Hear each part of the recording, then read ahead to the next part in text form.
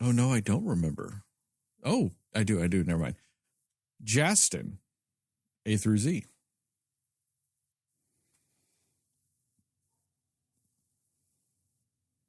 H. What in the hell are movie studios doing? They announced Moana Part 2, November of this year. Actually, from what I've heard, The Rock and, what was her name? Alili? Alii? Or Alili? Yeah. Neither one of them have officially signed on yet. Really? Wow. Interesting. How the fuck is that movie coming out this year?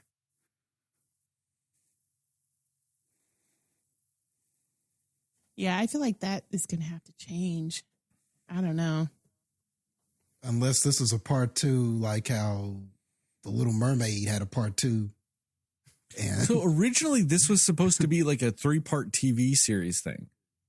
And they decided to just make it a movie. So I'm actually wondering if that's what they've done. Like Lin-Manuel's not coming back for the songs. They got someone else to do it. And I'm wondering if that's what it is, Jastin. They were just like, hey, we're going to, and then they were just like, fuck it, we're going to release it.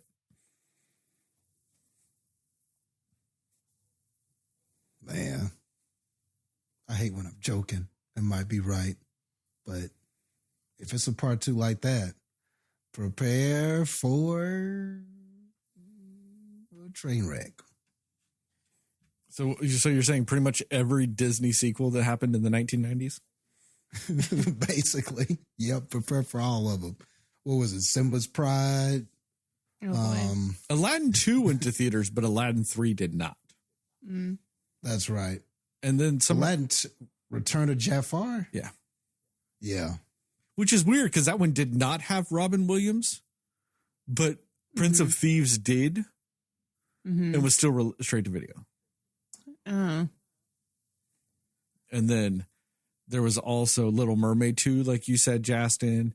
There was a Hunchback of Notre Dame sequel. Yep. Which is weird if you think about the book, because, you know, Esmeralda and Quasimodo die at the end of that book. Spoilers for an old-ass fucking book, everybody. Quasimodo and Esmeralda are both dead. Because Esmeralda dies, and Quasimodo just goes and lays next to her corpse until he dies. Because he loves her. And nothing's more romantic than cuddling a corpse.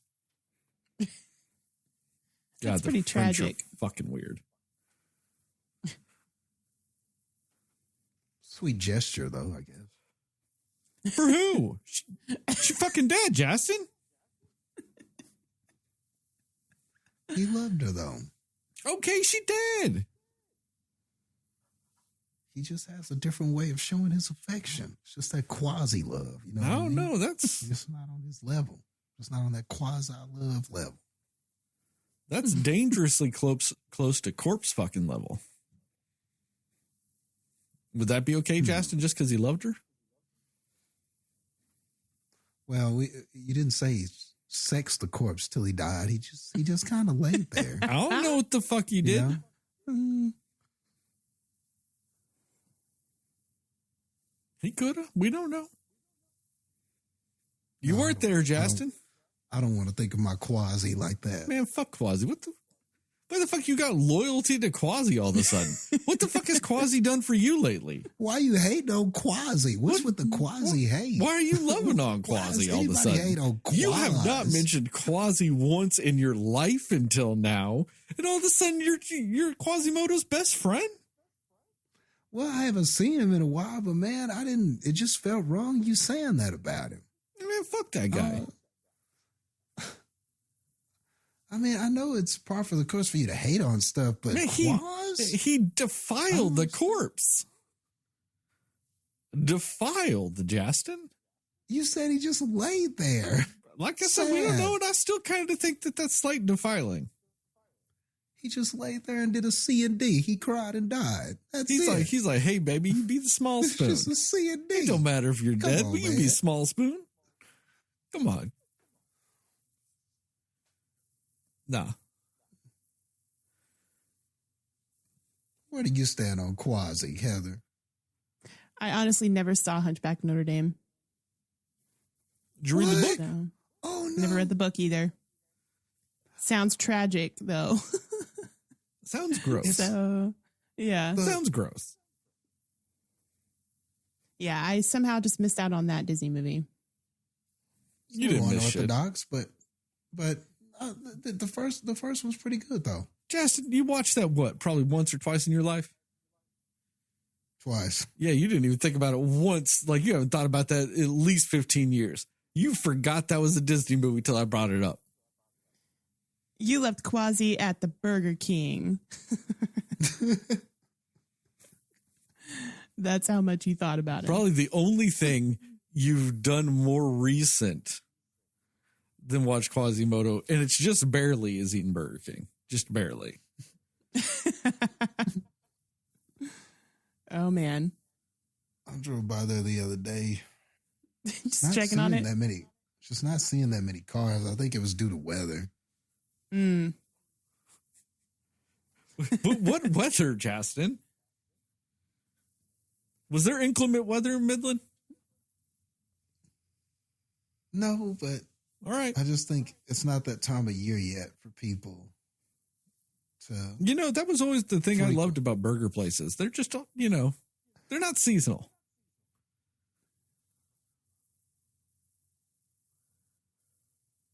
Well, maybe with Burger King, you know, it's just a little different. Just works a little different, you know.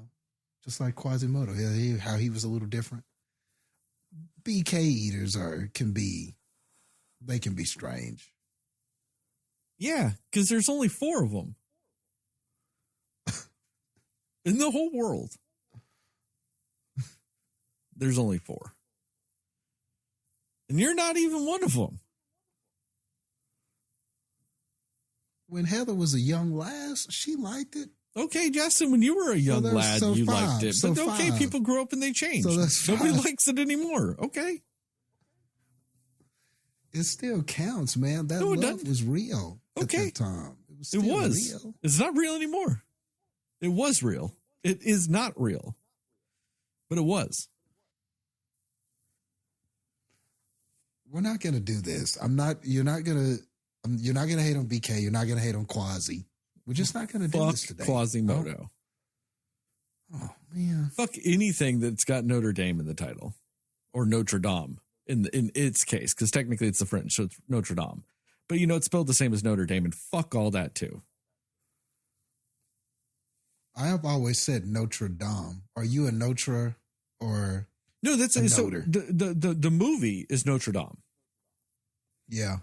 That's why I think that's why The say school it that way, is 'cause when it Notre came Dame. out- Is Okay. it? Yes. That's why I said it The wrong. school 'cause I is haven't seen Notre the Dame. movie. Man, I always called the school Notre Dame. No. I always did. Man, that shit's in Indiana. Notre Dame. They're not any fucking fancy French spellings in Indiana. But I would always call it, oh, look, Notre Dame is playing. I like Notre Dame. I just like how that sounds. Notre Dame. Do you say it like that? That just sounds like, you know, someone on the street. I just, Yeah, you know, just which is someone what like- Notre Dame is, Jastin. They're a garbage school for garbage people. But I like Notre Dame. It sounds so much Yeah, more important. That's a when you say it cathedral that in way. France. Notre Dame is a shithole. Dang. Okay. It's not even the first time I've said this shit on this podcast. I don't remember that well. Anyway, thanks for clearing that up. Yeah, we did. Because when we did the live episode, people brought up Rudy, and I was like, fuck Notre Dame. And fuck Rudy. Oh, yeah, you did say that. Yeah. And I mean, I'm not saying the pronunciation part. I'm just saying that Notre Dame is garbage. That's not the first time I've said that on this podcast, is what I was implying.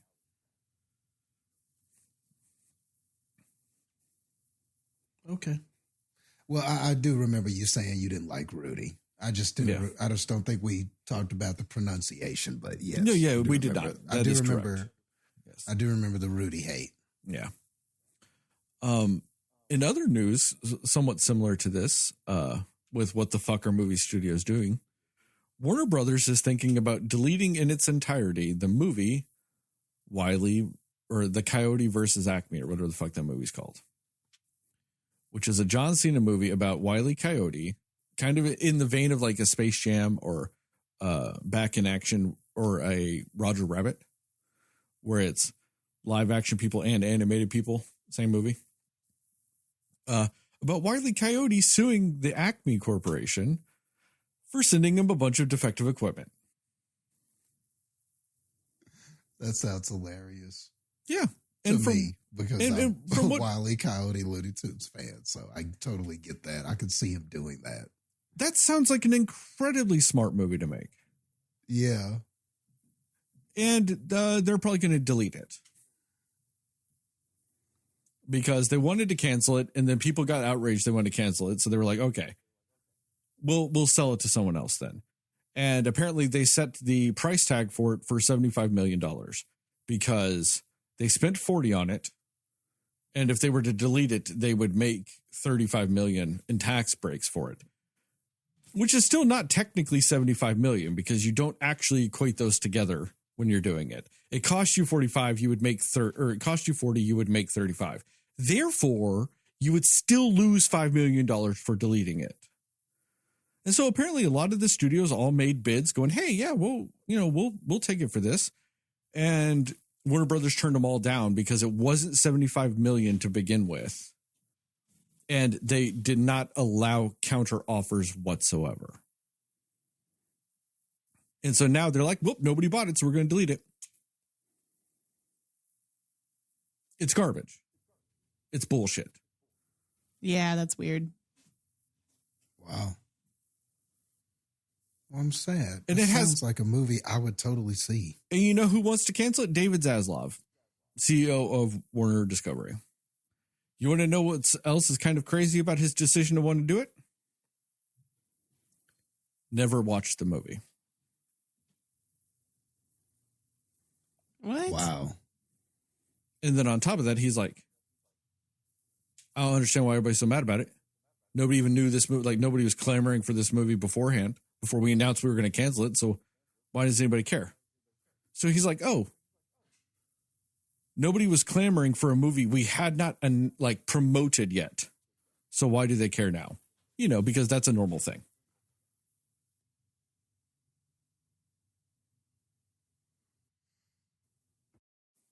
Wow. Yeah. Okay, then. David Zaslav, famous man of the people.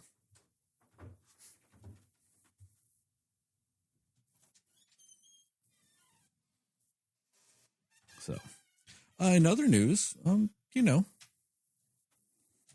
Taylor Swift won the Super Bowl. Yes.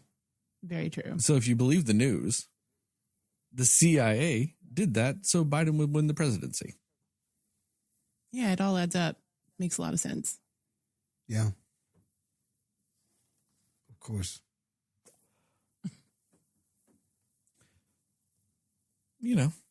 So that's the thing. Yeah. I'm excited for her. Hey, For- not you a know. lot of not a lot of people win the Super Bowl their first year in, so good for her. Yeah. Mm-hmm. And it was a pretty exciting Super Bowl. Like it started, it's crazy because it It got started really exciting in the like fourth quarter. it started so just like we were like, man, is anybody going to score any points? And then that second half was like, then it was just like crazy drama. That last quarter and a half was crazy. Just how Yeah. everything just sort of shot up, like the stakes. It was intense. There were just plays being made here and there, last minute draws, big mistakes that were super costly, like just everything you want in a big game right there at the end. And then we went to overtime. So that was pretty awesome. It wound up being an awesome game. Yeah, and that was the first playoff game with the new rules, the new overtime rules. That was the first time we ever got to see it. What were the new rules? That both people get the ball. Okay. Even if a touchdown scored. So it used to be sudden death. And then they were like, okay, that's a little unfair. So if the team that gets the ball first gets a touchdown, then it will just end. But if it's a field goal, the other team gets the ball. And then they were like, okay, that's unfair. At least in the playoffs, that's unfair. So now they made it to where even if a touchdown scored, both teams get the ball.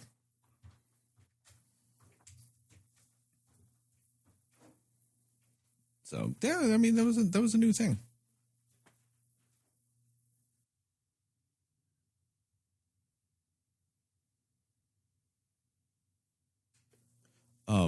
Outside of that though, I mean, it's fine. I mean, halftime show was fine.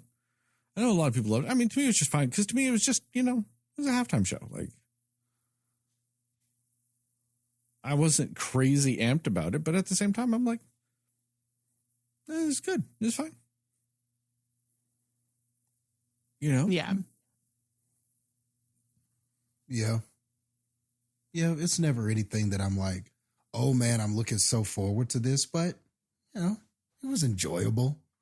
It's about the same as watching a special concert on, like I used to watch when they would broadcast concerts or special concerts, or like when HBO would have, Janet Jackson or something like that. You watch those, and sometimes those can be fun, to watch a concert on TV and stuff like that, or just a filmed concert. Those can be fun. It just kind of feels like that, You're just watching somebody If you're familiar with the songs, you sing them, and, you just cool lighting effects, and sometimes there are surprise guests. That can kind of be fun. It's just a performance. It's just a music performance, really.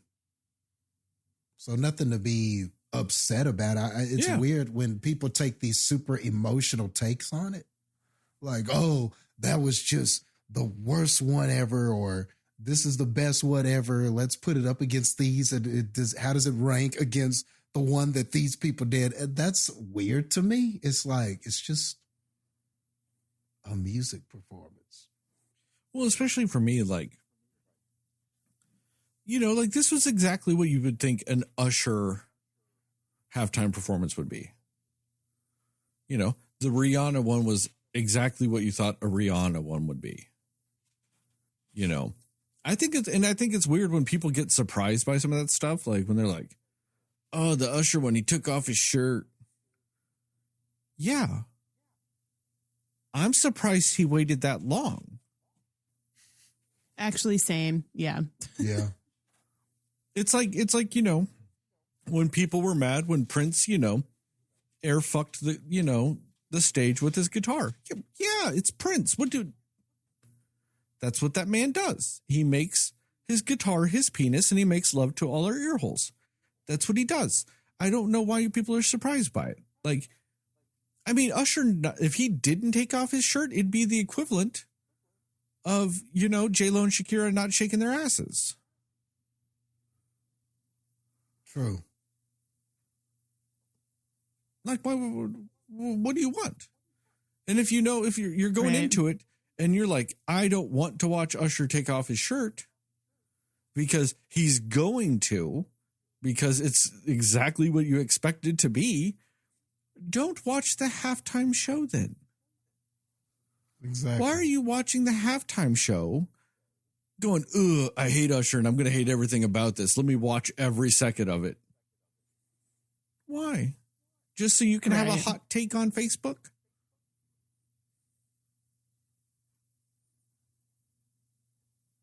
I don't understand. Because it's not like, I know there are people out there that hate the Kansas City Chiefs. You're watching it because there's a chance they might lose. So I get that. But you also have to have that 50-50 type of thing of there's a chance they might win. So that has to be a part of your reality. They might also win. You might have to also watch them win. But the thing is the halftime show isn't a competition. Yeah. You know? Are you watching it just hoping Usher keeps his shirt on? Like, is that the competition? Shirt on or off? It'd be a weird bet to like make against anyone, really. Also, it's a losing bet. It's Usher. Yeah. Yeah. Right. Yeah. I mean, to be fair, if I looked like that man, I'd take my shirt off too. I mean, I feel like the fun game of it would be what songs and what order will he play them in. That's the only game you can really play. You know what I mean? That's it. I mean, it really depends on the artist, you know. Yeah. Yeah. Or what special guest who's not advertised that you think might show up. Because then you could pick through some of his duets and some of his collabs and maybe try to guess, like, you know, I'm surely somebody would have guessed that Luda might have been there, you know, or some of them, you know. Jermaine Dupri threw me off. Was not expecting Jermaine Dupri at all. Yeah. Me neither. Yeah, me neither. I mean, Little John, Ludacris, those made sense. Alicia Keys, they had announced that. will.i.am caught me off guard a little bit. And Her caught me off guard. But Jermaine Dupri is the one that really threw me for a loop. Because I'm like, was Usher just like, I'm going to throw my man like a bone or something? Like, just give him something? Because I did not know anybody was clamoring for Jermaine Dupri. And I've got nothing against him. Oh, yeah. And I heard this in passing and didn't know if it was true or not. Is it true that they don't get paid for the Super Bowl? Like there's for performing Super Bowl halftime, like there's some sort of trade-off, like you do it for the publicity to promote followers, things like that. And there's a big trade-off for doing it. Like they are not paid to come in and do a Super Bowl halftime show. That sounded. I do not know since Apple took it over. Okay. I don't know. It could be a different thing. I know during it wasn't always like that. The Pepsi Super Bowl days, it wasn't that you didn't get paid, Jastin. It was that you had to pay to do it.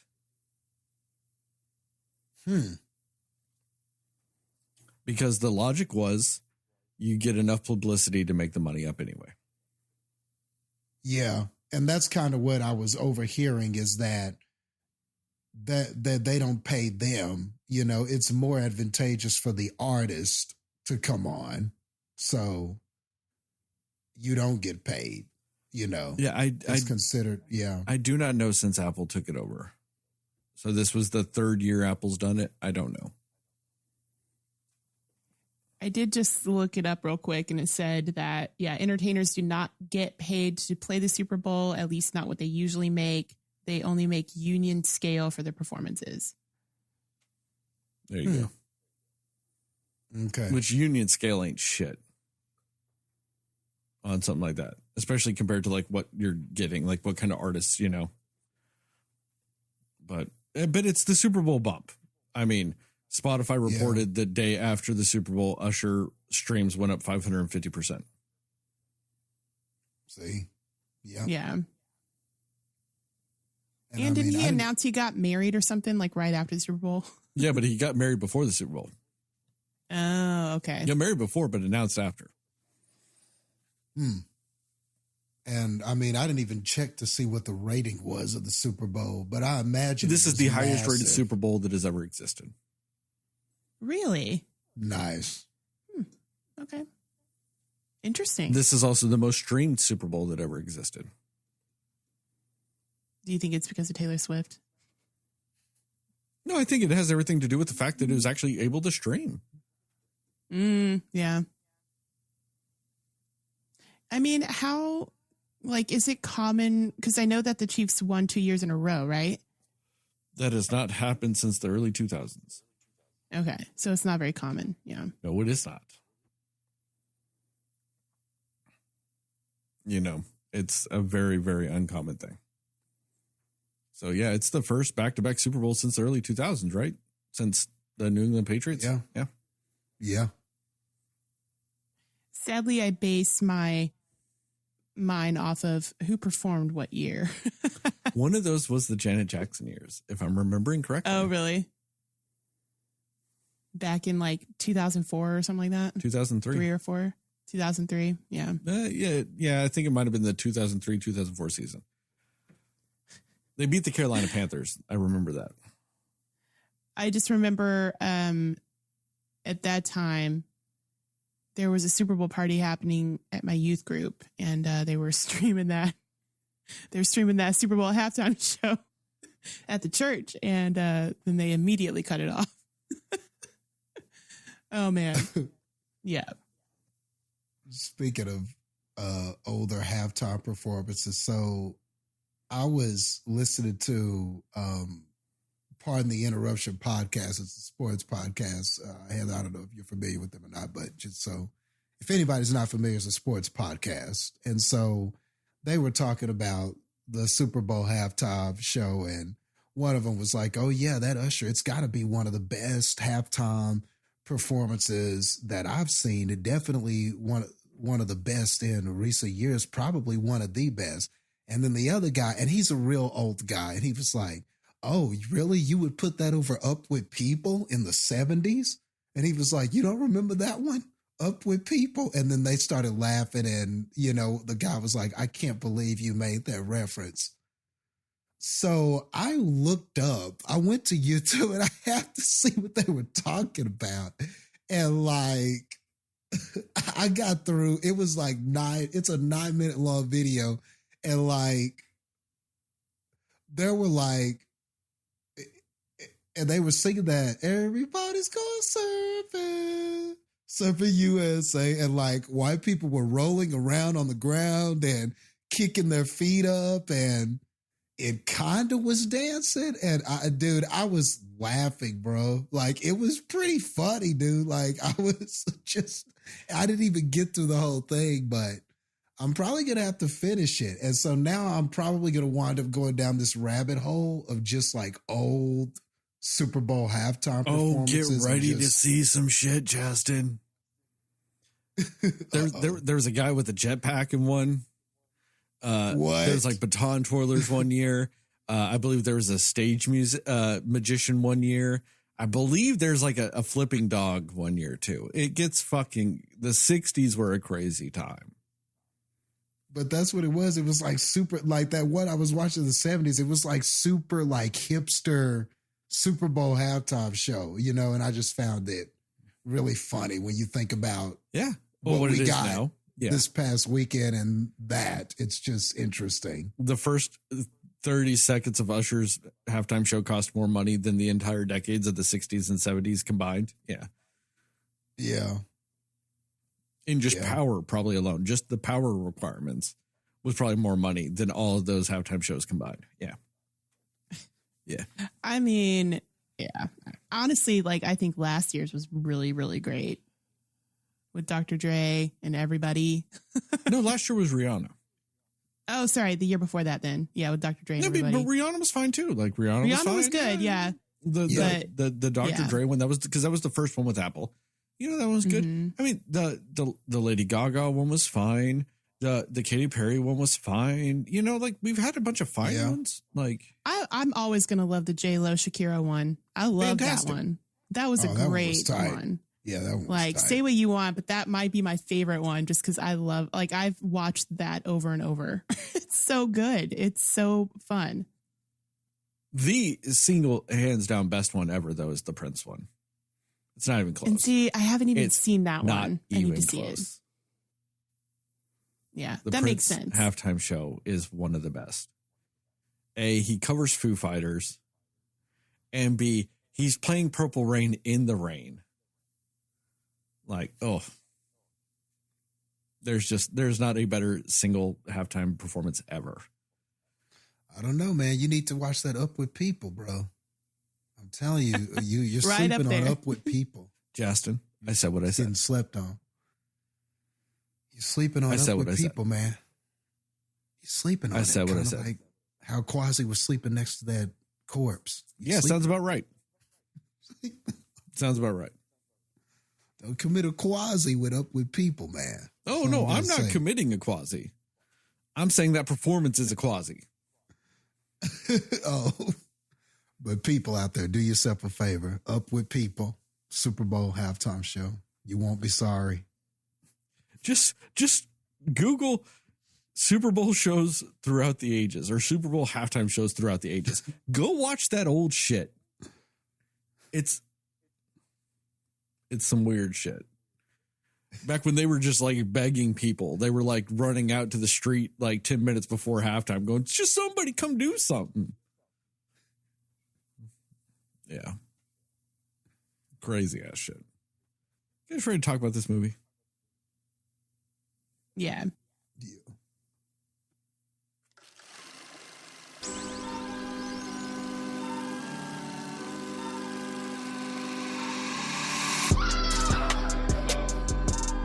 Somebody will listen to me.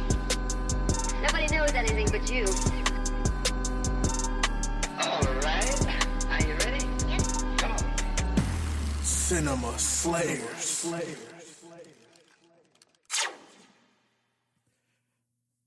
Hey, Cinefans, and welcome back to another episode of the Cinema Slayers podcast. I'm Sterling, and as always, I'm joined by Heather and Jastin. And tonight we're going to talk about what we liked, didn't like, and everything in between with the new movie, American Fiction. We will go spoiler-free, recommendations and scores, and then into a more spoiler-centric section with time codes in the description to allow you to jump around in both audio and video formats. With all that, Heather, what are your spoiler-free thoughts about American Fiction? Yeah, I was looking forward to this when I heard about it the first time, and it does not disappoint. Like, I honestly loved this movie. This actually might be one of my favorites. I mean, I think it's probably my favorite of this year, but just in, I don't know, recent memory. Like, I really, really liked this movie a lot. I think that the dialogue is excellent in this movie. I think the acting performances are really, really good. And I just loved the like family dynamics that you see in this with all the different characters. I think they do a really great job, and it's relatable in that way because it feels like a real family. And I think that was probably one of the strongest things about this movie was just that really natural dynamic between everybody. This cast is amazing. Obviously, I mean, Jeffrey Wright is, I don't know, like part of me kind of just wants him to win now for the Oscar. Like after this movie, he was so good in this movie.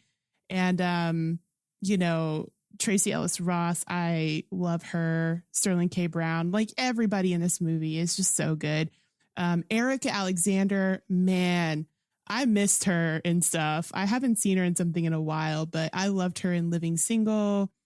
Her small role that she had in Get Out, I think she was like the detective or something like that. I don't know, but I just missed her in movies. She's just really funny, and she was really great in this. So, man, like I figured I was going to like this movie, but it actually kind of exceeded my expectation of how much I thought I was going to like it. So it's a compelling story. It's really, just engaging the entire time. It's funny. It's heartwarming. It's a little heartbreaking. Like it's really all of the things that you could really ask for. You know what I mean? And, there's some things in this movie that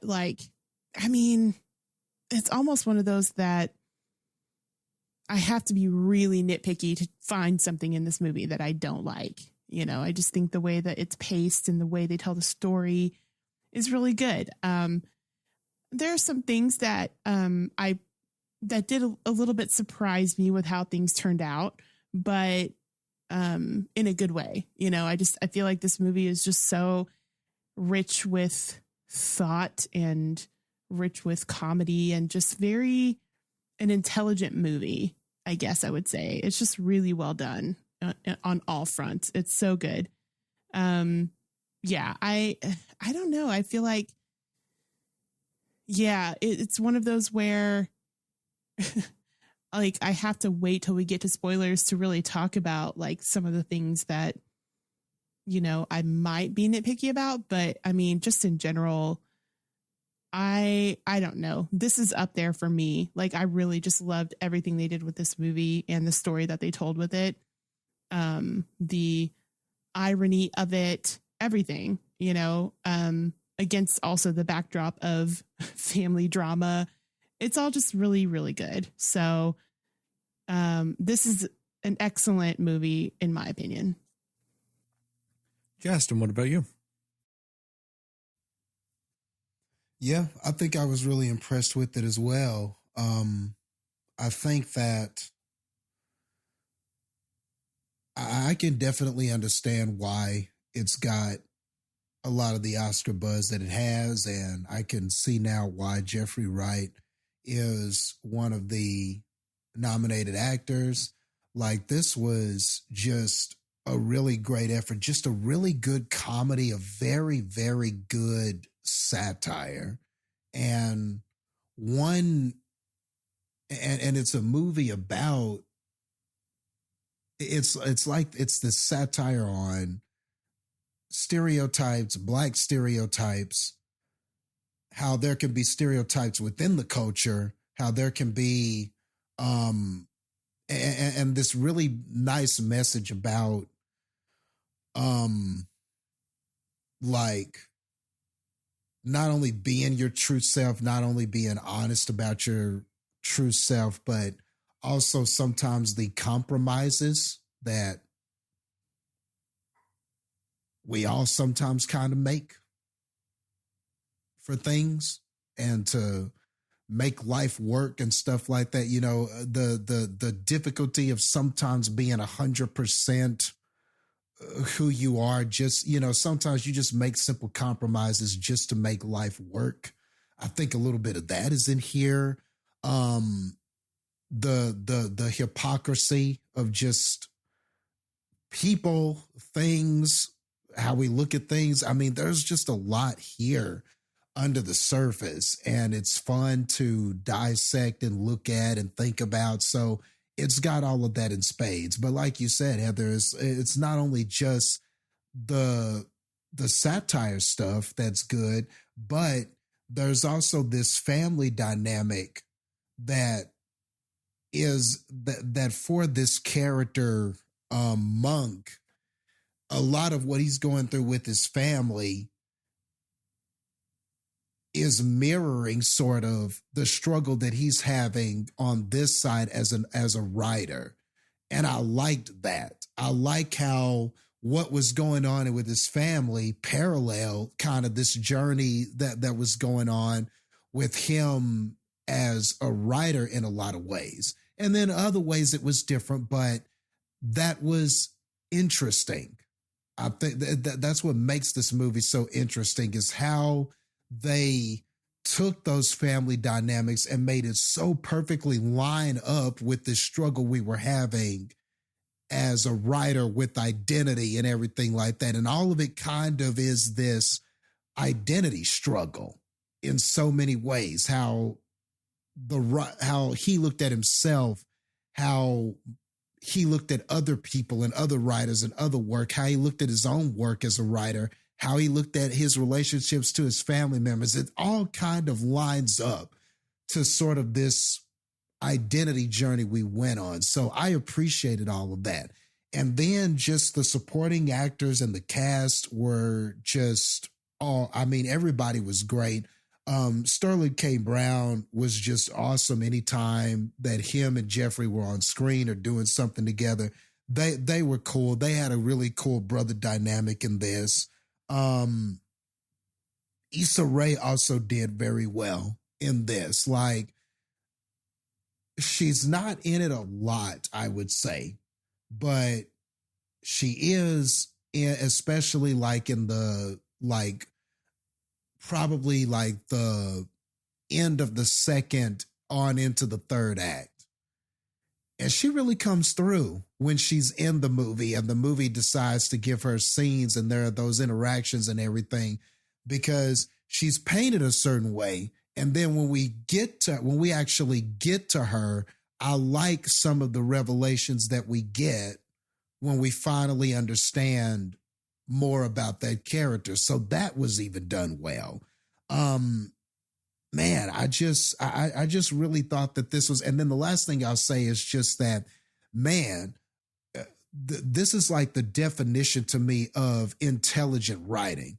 I know I've been saying that a lot because we've been reviewing some other Oscar nominated films, and I, we talk about dumb writing a lot too on this podcast, just because of the movies we've reviewed.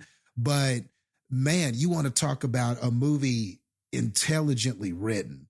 It's this. Just even if you're thinking about story structure, even when you're thinking about dialogue, it just feels like everything is every piece of dialogue, every event that happens, everything just felt like it was done with purpose.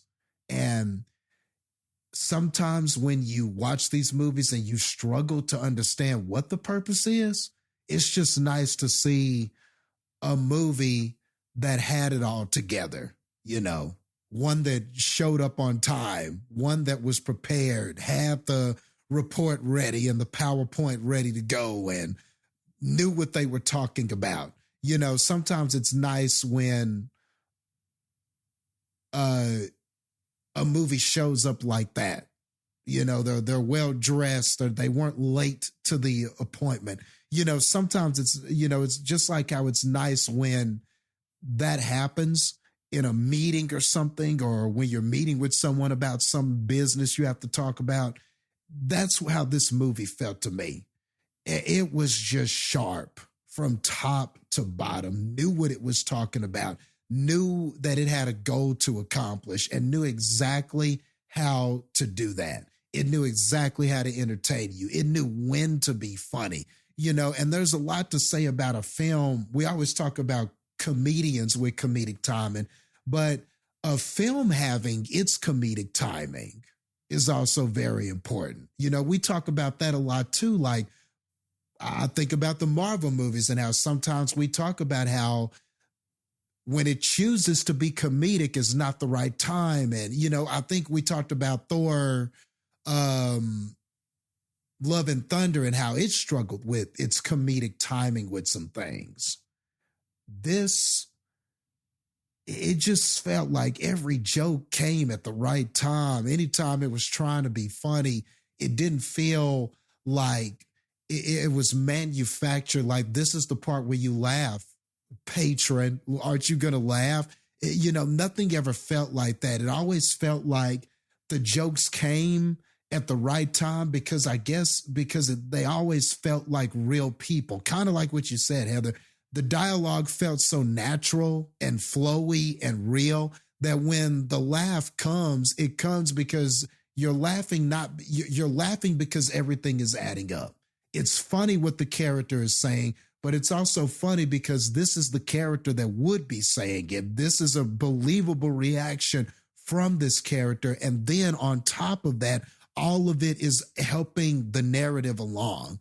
So this is just a really, really superbly written, very intelligent, sharp script from top to bottom. And I can't say that about a lot of movies. So yeah, I really enjoyed this, man. It is really good. This is a movie that really had its shit together from top to bottom. And sometimes when a movie shows up like that, you got to respect it. And you're going to probably have an enjoyable time watching it. I'm going to start this off by talking about Cord Jefferson. Cord Jefferson is the man that adapted this movie from a book to a screenplay. And he also directed it. I wish I could think that, man. He did a fantastic job at both. Adapting it into a screenplay and directing the fuck out of this movie. Fantastic. Like, I mean, it's impeccably well written. It's incredibly funny. I have not genuinely laughed out loud at a movie like I did this one in a very long time. It ended up becoming one of those things where it just becomes a joy to watch. You're just sitting there going on this journey and just enjoying it. Because one of the hardest things when it comes to comedies is choosing when to not be funny, when not to tell a joke. To tell those elements of the story you have to make the other parts funny. And based on this, I mean, that man, this is his first fucking time directing anything. And he comes across like a seasoned fucking veteran. Because there are moments that are just genuinely emotional. Like happy emotional and sad emotional and just genuinely emotional. And there's just like these great, pure, funny moments just sprinkled throughout it. And you just get this wildly enjoyable and cinematic gamut of human emotions. And they all feel right. At no point do you feel like you're being presented the wrong emotion. Every emotion that they present in this movie is the right emotion for that scene, for that time. You know, and then on top of that too, you've just got this cast of actors that, you know, are just amazing at their craft. And also, obviously, just buying into everything that this guy did with it. You know, they're going along with what he, you know, wrote and directed. You know what I mean? Like, they're just in support of his vision with this wholeheartedly. Like, you can see some good movies with good direction or just good acting, and they don't always line up. For great movies, they do. You know, and this is one of those movies where it does it. The actors, the writer and director is the same guy, but it's the actors and the writer director, they're all on the same page in this. There's not any scene in this movie that even really that feels out of place. Every scene has a purpose. They don't dwell on anything too long. Everything felt appropriately dwelled on.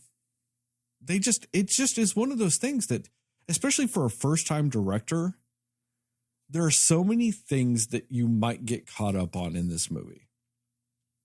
We need to be funnier more often. We need to be sadder here. We need to be angrier here. We need to do this. We need to this is a heartbreaking scene, so we need to linger on it longer. You don't always need to. Certain movies can. You know, they linger on some of the more seriously emotional beats in A Color Purple. But it was appropriate in that movie. It wouldn't have been appropriate at times in this movie. And the fact that the director knew that makes it feel good. This is one of those times, though, that I'm watching one of these Academy Award darlings. And I'm genuinely thinking, I'm going to be watching this movie a few times. This is going to be a movie I rewatch. And I'm not going to lie, I kind of feel a little sad that I waited till the day we recorded to watch this. Because I might have pulled the Jastin. I might have watched it multiple times if I had seen this beforehand. And I've got no one to be mad at but myself with that. It's a really great movie. Really great movie. Recommendations and scores? Yep. Yep. Recommendations and score. What you got, Jastin? It's a yes for me. I mean, there's really nothing really more to say about it, non-spoiler. Like, it's just, it's funny. It's very well paced. It's got some really great acting performances. And it's about a subject matter that I think, some people might think that, well, it's got this, the cast is majority Black, and it's about this Black writer and kind of what he's dealing with in his family and everything. And, some people may be like, well, maybe that's not anything I can relate to, but they found a way to bridge that gap to where this is not just for Black people. Yes, there are things, and there are probably things that culturally will recognize and will speak to us more, but there are very relatable concepts in here about identity that I think anybody can struggle with, or things with their family that I think these are relatable struggles no matter what color you are. So I think it bridges that gap well enough, and it's relatable enough, and it's funny enough, and it's compelling enough to where I would recommend anybody see this. I think that there's enjoyment and there's something you can gather from this no matter who you are. And when a movie is done well enough, I think it accomplishes that. And I feel like this is definitely one of those that does. So yeah, it deserves the flowers that it's getting. It deserves the Oscar attention. It's just one of those movies where, yes, it deserves to be there in the lineup. It is that good of a film when you're talking about quality. And I do believe it is one of the best films that we've reviewed this year. I mean, it has to be. So yeah, all of that is good. So we're going to go,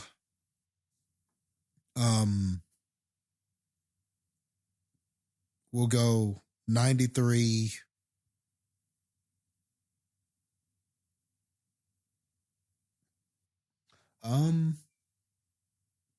Throwing your brother in his egotistical swimming pool out of 100. Heather, what about you? Yeah, I think you really nailed it by saying that it's a movie that it's really about anybody in a way. Like, there's certain things about it that no matter what race or background or whatever you're from, like, you can relate to this. It's the family dynamics. It's the story behind it. It's the identity of yourself and all of that really hits home here. I mean, and there really were, as funny as this movie is, there are some times that it really kind of got me a little emotional with some of the stuff that they were talking about or some of the scenes that happen. And yeah, like it's just really a beautiful movie. Like, for me, I feel like these are the types of movies that I think should be winning Oscars. Like, these are the ones that should be winning best movie. You know what I mean? Like, because of just how well it relates to just humans in general, and it's smart writing, it's intelligent writing, and it's just so good in every aspect of it. Like, yeah, I feel like I agree too that it's one of those I would definitely put on a rewatch list. So yeah, I mean, I for sure recommend this movie. I just think that you're going to get something out of it no matter what type of movie you like, and you're just going to really, I think it would be difficult to find a performance in this that you don't like. Everybody just really brought it in this movie. And yeah, like, what his name is Cord. What is his name? Cord Jefferson. Jefferson. Okay. Because I know that I was trying to figure out, like, looking at the dialogue and everything in this movie, I was like, what has this man done before? And I mean, I think he wrote several episodes of the Watchmen series, and he wrote several episodes of The Good Place and things like that I've seen. And I'm like, okay, all right, I really enjoy this. Like, and I didn't see Watchmen, but I watched The Good Place, and I get it. Like, the dialogue in that movie too, it adds up. Like, he's just very good at writing great dialogue. You know what I mean? Like, it's just, everything's well done. And like, and this was a book first. Is that right? And I didn't actually realize that. So, you know, I'm sure that's also part of it, but just I mean, it is a clean movie all around. Like, it's just a tightly put together movie. Everything they do in this movie has purpose. Everything it doesn't do in this movie has a purpose. And I think there's something to be said for that too. Like, there's a lot of times when there's, you know, you might have like a little bit of ambiguity with certain things in a movie. And sometimes for me, I'm like, well, I feel like that should be something that we closed up. But with the things that happen in this movie, I'm okay with it, you know, because just how well they tell the story and how you're just on this journey with Monk and everything he's dealing with. You don't care. You're just like, I'm just here for the ride. I just want to see what happens next. So, and I think that means you've made a really good movie and told a really good story. So yeah, definitely a recommend for me. I'm going to go 94 different ways to end the movie adaptation out of 100.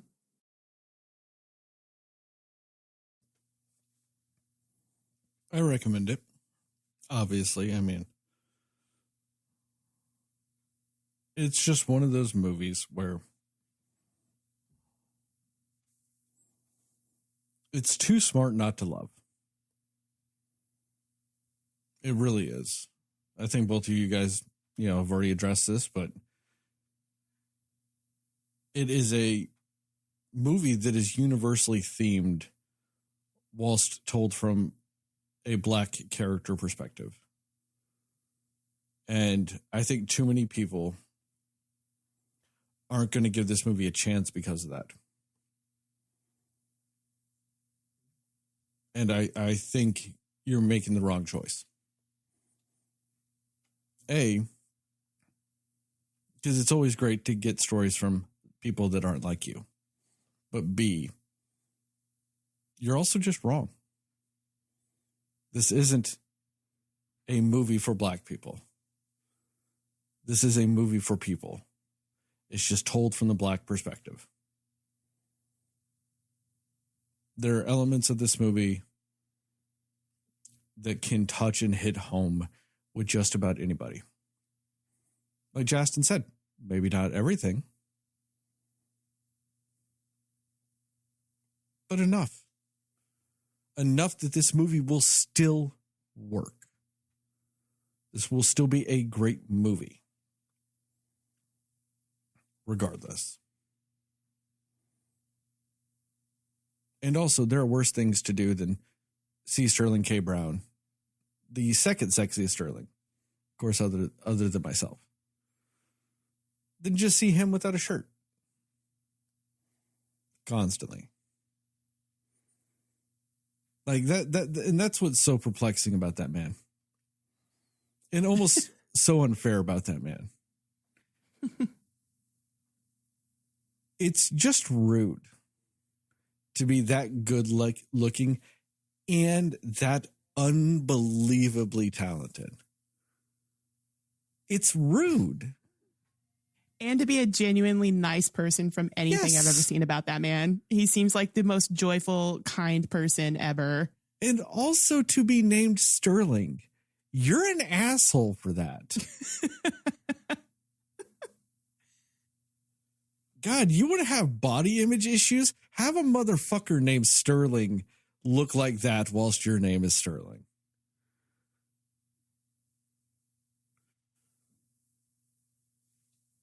just fucking terrible. But also, like I said, unbelievably talented. If you've ever seen the movie The Predators, which not many people did, so I don't blame you. There's only one good thing in that entire movie, and it is Sterling K. Brown. And he is almost good enough in that movie to make you rewatch it. Because nothing else is. Not a single person ever has watched that movie more than once, and it not solely be for him. Shane Black's mother, I don't even think watched it. It's that bad. I think the only other movie we reviewed with him on the channel, at least, is, or on our podcast, is Hog for Jesus, Save Your Soul, right? Mm-hmm. Yeah. I mean, everything he does is gold. Like, This Is Us, he's amazing in that. Brooklyn Nine-Nine, he's amazing in that. It's my favorite episode of Brooklyn Nine-Nine.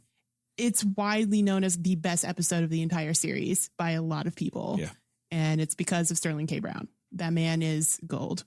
There's also like this really funny, like he does some kind of video. I think it was during COVID where him and Jeff Goldblum got together and did an interview while making Christmas cookies. And it's like the greatest thing you'll ever see in your life, with Jeff Goldblum and Sterling K. Brown just being themselves around each other is the best. So. And he's also an interview he did with Kelly Clarkson is also my favorite Kelly Clarkson interview. Oh, I haven't seen that. Oh yeah, it's fantastic. Recent, not like for this year. Movie. No. Okay, for probably last time. But yes, fantastic. And Jeffrey Wright just having that research, that surge at an older age is fantastic, because if you want to see a man that's just been underutilized almost his whole damn career, it's Jeffrey Wright. Yeah. Him and Tobin Bell should get together and just make a movie and be the stars. I don't know if I want that or not. It'd have to be a Saw movie. Because I don't know if Tobin Bell can do a damn thing outside of a Saw movie. I don't know. Give him his leading man chance. I don't know. Yeah, give him another Saw movie to lead. I don't know if I want him, The thing is, I don't know if I want Jeffrey Wright in a Saw movie. Nothing against the Saw movies, but he's too good for you. He's too good for you, yeah. That's fair to say. Especially because your ass wasted a Tobin Bell. So, if you're going to go waste a Tobin Bell, you don't deserve a Jeffrey Wright, damn it. Yeah, for sure. It's just... I mean, like I said, I was just sitting on my couch watching this movie and just laughing so much. It was just a genuine joy to watch. I'm going to give this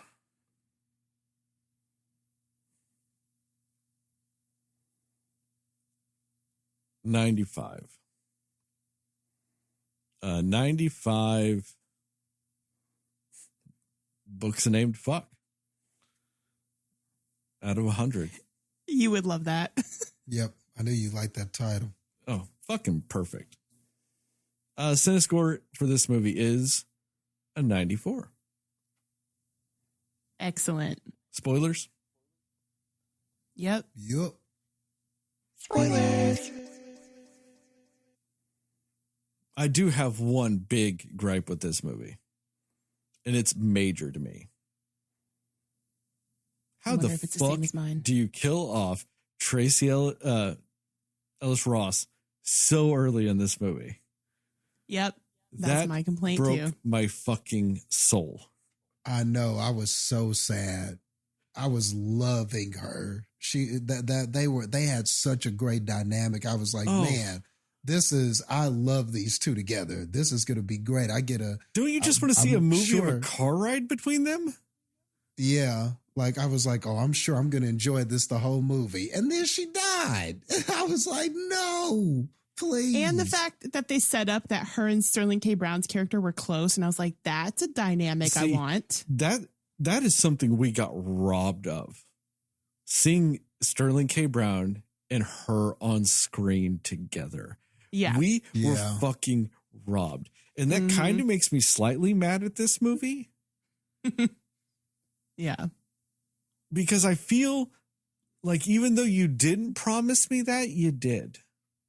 Like, I know you didn't, but you kind of did. You implied the fuck out that promise. And you took it away from me. You took something away from me that I did not know I need in my life. Because Jeffrey Wright and her were fantastic together. Jeffrey Wright and Sterling K. Brown, fantastic together. And you took away the potentiality of Sterling K. Brown and Tracy Ellis Ross being fantastic together. And then on top of that, you took away all three of them being fantastic together. Yeah. This is honestly my exact same thought I had. That's right up there with the rudeness that is Sterling K. Brown existing. It's unfair. Like, there are things, you know how sometimes there are things in the world you don't know you need until you find out about them? That is the potentiality of what some things in this movie could have been. Can I get a director's cut that's just them sitting around a coffee table or something at least? Right. Like a behind the scenes documentary where it's just them talking for 30 minutes. Can I at least get that? Something to give me the greatness that is implied by the casting of this movie. It makes me so sad. And that is legitimately my biggest gripe with this movie. Is these just unsaid promises that were stolen from me. Outside of that, I've got really no issues with anything else in this movie. Other than the fact that it punched my very soul so early on. But also, you know, it also goes to the effectiveness of the writing and the, you know, the making of this movie, that they were able to do that and still make this movie like really good and really special. And like her character had just as much weight as all the other members of this family, because you had the weight of the loss of her after experiencing her for a little bit. And you've got the weight of the family dealing with it. You still got the importance of the character from a very short amount of screen time. And it's like, oh, effective movie writing and making and just all that other shit. But I really loved her.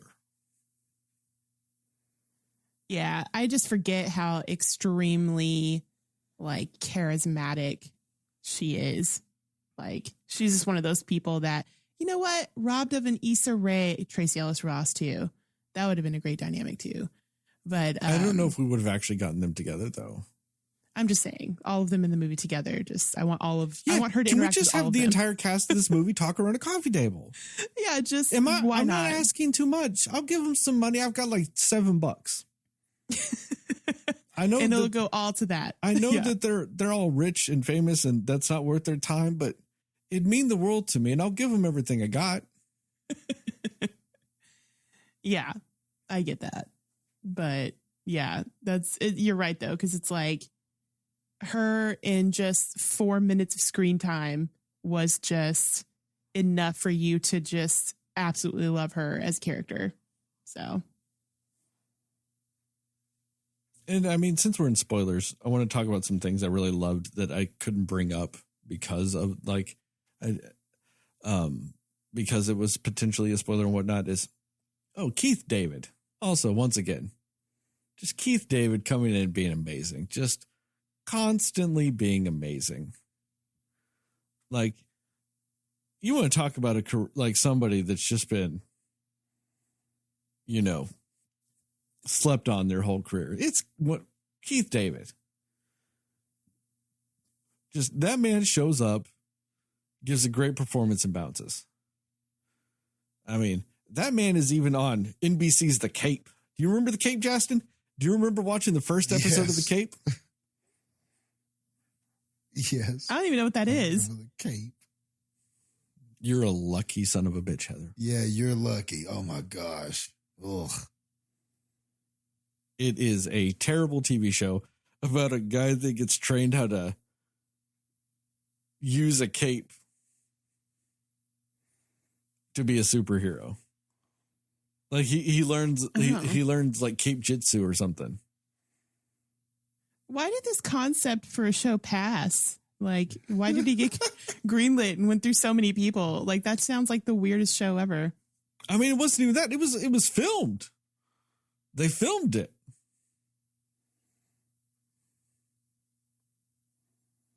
But yeah, that was the thing. That happened. Keith David is in it. But you know, one thing you can't say, that he was bad though. I mean, that show's horrendous. But you know who's not? Him. And so it's one of those things that, like, I love to, like, I didn't catch that it was him right off the bat. Because when that scene started, I weirdly enough had a cat jump up in my face. So I did not see the screen. But the second he spoke, I'm like, cat, get off my face. I'm missing him. I'm missing Keith Davis. Because you just know, the second he says a syllable, you know it's him. And I had to remove a cat from my face so I could see it. It was fantastic. Loved it. So much.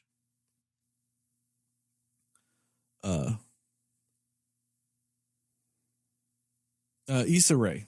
She's fantastic in this too. I loved that the argument she had with Jeffrey Wright at the end.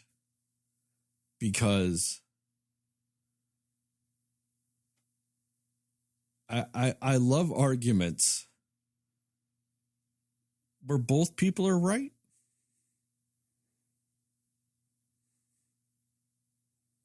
Because that's a very fun argument. You know, and it's like, it's funny because it's like the exact opposite of when me and Jastin argue about Burger King, because I'm obviously right and he's wrong, you know. So we have that different dichotomy with it. We're both like, if we were both right about something. But I don't know if me and Jastin have ever had one of those arguments. Because he's just wrong all the time. Yeah, right. Man, Jastin, there was that one time you tried to tell me I was not a praying mantis. You're a fucking liar. I was a praying mantis. And also, Jastin, you cannot say that. You're Mr. Albatross. Fuck right off. You're wrong all the damn time. Two draws. But no, it's a really, like, it's a really interesting dynamic with it. Because they're both right about their reasons and what they're arguing about. And they're also both right about their critiques of the other one. And like, you know, because she doesn't know she's critiquing him with the book. So she's critiquing him for that, but also critiquing him on his point of view about what she wrote. Like, so she's like kind of twofold critiquing him. And it just created a very interesting dynamic. And also, it set up one of my favorite scenes in this movie. When they are sitting there and they're debating on whether or not Fuck should win the award or not. And the way they split the table. And they're like, oh, they're debating. And at the very end of the thing, they're like, well, you know, they're talking about the whole time about how important this book is for the time, how important it is to listen to Black voices, how important it is to just do all these things. And then they're like, well, the vote's 3-2, and it's 3 white people against 2 Black people, and the white people win, even though both of the Black people were like critiquing and critical of actually nominating it. And they're like, It's so important that we listen to black people. 3-2, we win. And then they set up the shot where it's just all three of the white people in a line and both the black people in the line on the opposites ends of the table. It works, and I love it because it works as a physical joke of like looking at the separation of the scene and how it's lined up. You get that joke, but then you also get the joke of the situation. And I loved that because a lot of movies wouldn't do that. Or they would try to be too obvious about it. They would have somebody comment on it or something like that. This movie doesn't do it because it's smart. They just put it there. So if you catch it, you catch it. If you don't, you don't. And when you do, it adds to the movie. Loved that fucking scene. Also, I loved the scene when he's like, I want to change the name of the book to fuck. That's a great scene. His dynamic with his agent, it's fucking gold. Every time they were on scene together, they felt like friends for like 30 years. They did. Every time they were on screen together, they felt like they were friends for 30 years. Yeah. Like it oozed off that. Their dynamics, their body language, the way they'd interact with each other physically and verbally. It just played like chums.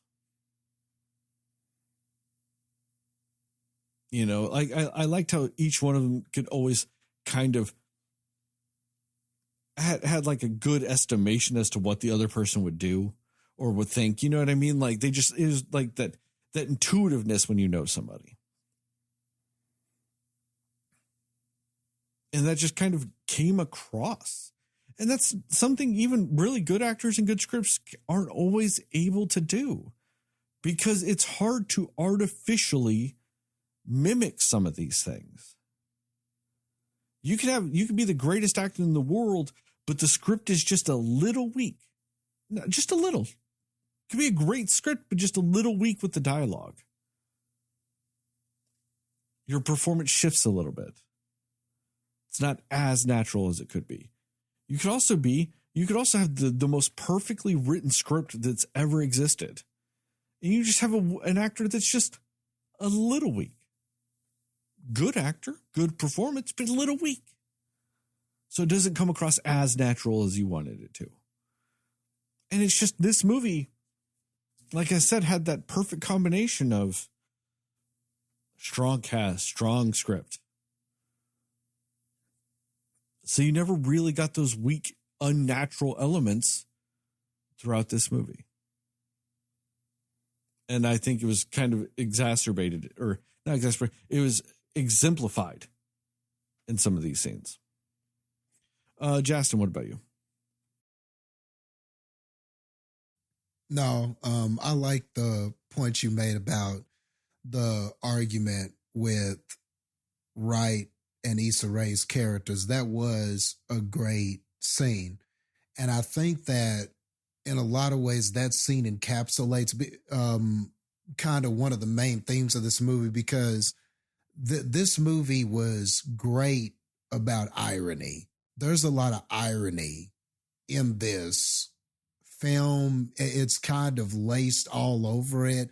And the irony helps to kind of point out some of the hypocrisies with everything, and how sometimes it's about like the hypocrisy of the system, like you were saying, Sterling, with these white people saying, "Oh, we need to listen to black voices," and ironically, they are not listening to the black voices in the room and outvoting them and things like that. And it kind of speaks to just kind of this whole industry thing of trying to be inclusive and not trying to offend, but in doing so, doing exactly the opposite of those things in a lot of situations, or things being disingenuous and stuff like that. Like, it's funny because like I was on just going through my apps the other day, and it's February. It's that time of year. And I think there was even a line in this where they were like, it's Black History Month and white people are feeling, I forget the word that the book consultant used, but he was like, they're feeling like they want to be aware, or they're feeling awareness, or he said something like that. I wish I should have wrote down the line, but he said something like that. And it's funny because like I'm going through all these apps, like I was on the Disney one and it was like, look, and they made a whole section. And it's like Black voices, you know, it was like, look at these great Black films and these Black voices. And so they've sort of sectioned off all of these films with Black people in them, or where Black people are main characters, and they're all there in a nice little Black themed collection that you can look at. Jastin, and it's funny because every app has this. Yeah. Was the color scheme also red, green, yellow, and black? Yes. Yeah. I was just curious if they did that too. Yep. You know it. Yeah. You know it. The lettering and the font. And it's interesting because like I went to Netflix and they had one.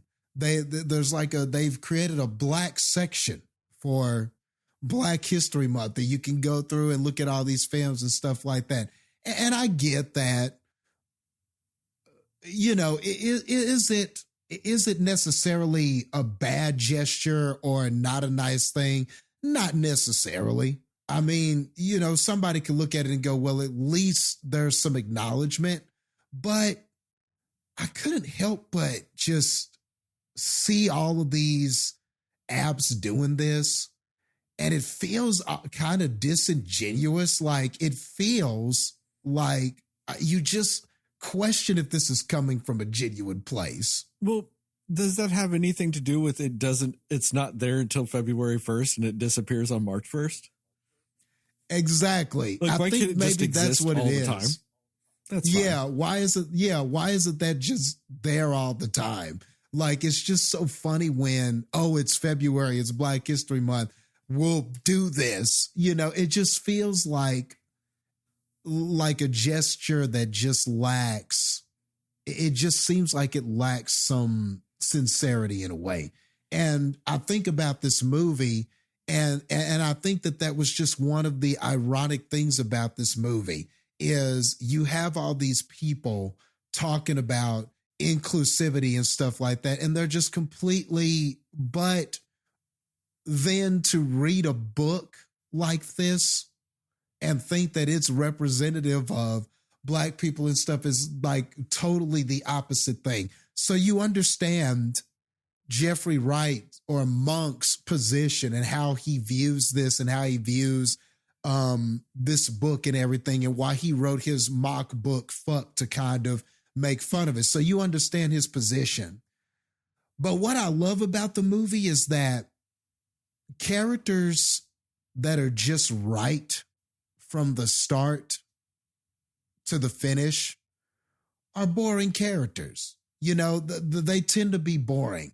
It's one thing to have a character, and I understand that there are movies with heroes, and yes, your hero or your protagonist, you want them to be right about most things, but they don't have to be right about everything. Maybe their methods, maybe they still need to learn something. They still need to discover something. Something needs to challenge them. And so that scene you're talking about, Sterling, with Issa Rae is a pivotal scene because in a way, back to that magic word, irony, while he is angry at the stereotypes and of the stereotypes because he feels like it perpetuates a certain Black image and it makes people judgmental in the wrong way of Black people, he himself was being judgmental and stereotyping this other author and pointing the finger. So that was ironic in a way, you know? But then also he was mad that her reason for thinking it was pandering was not the same or coming from the same place as why he thought it was pandering, which is then also adds to what you're saying, Jastin, more irony.